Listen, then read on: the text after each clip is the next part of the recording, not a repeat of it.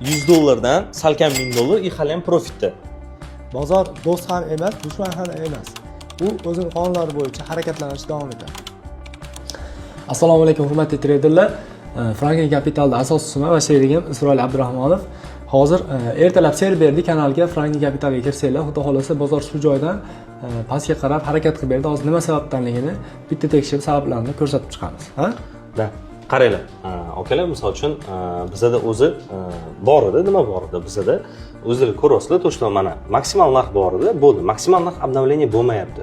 За счет чего biz просто так bayga kirishimiz не stoyt-da.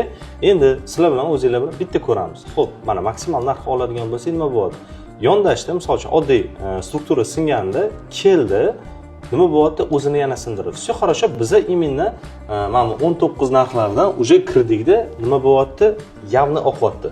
Сделкаларni bitta misol uchun o'sha dandaman o'qishda kuzatishingiz mumkin.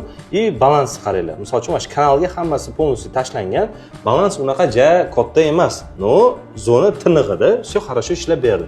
Endi mana bu zonani nimaga oldik? Sabab mana undan oldingi yorilgan narx bor edi va o'sha joyda bizga delik mana M3 da turibdi. M1 ga bitta o'tkazamiz.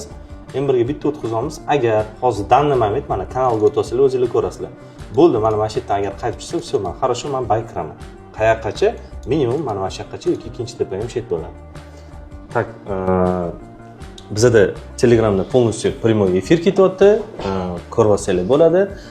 Realni, misol uchun real shotda qanaqa, misol uchun savdo qilamiz, полностью ko'rsatamiz o'zingizlarga, qanaqa ishlayotganini o'zingizlar ko'rasizlar, birga chotki yengil soqqani qilamiz, xudo xolasa.